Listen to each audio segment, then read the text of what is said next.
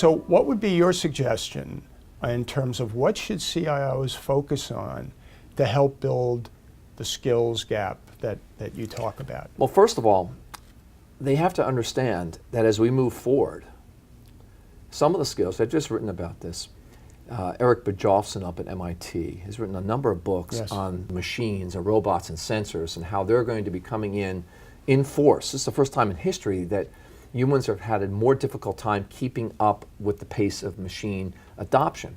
So Peter Sondergaard, taking Eric's point up at Gartner, he claims within 5 years, 75% of IT execs who are working in IT infrastructure jobs right now, their jobs will no longer exist. Gone.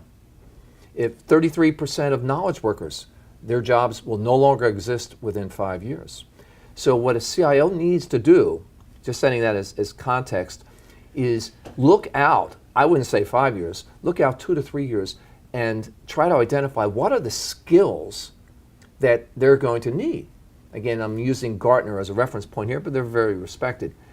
They claim the need for digital skills in those 5 bucket areas we talked about, analytics, security, mobile, they're going to increase 500% in the next 5 years. CIOs need to proactively, I don't think they're very good at this at all, proactively visit universities and colleges and recruit who they consider to be some of the best and brightest. Right. They've got to do more of that. Because if they don't have the skills, they don't have a staff to implement these new technologies that are coming down the pike, they're not going to be successful at their job, and someone else will come in and do it. And there's no chief electricity officers, and that's the other whole thing. What is the role of the CIO going forward? I mean, it's in the beginning. I get back to that customer angle. Right. It's not managing infrastructure. Mm-hmm. You want to do that? You want to manage that and legacy applications?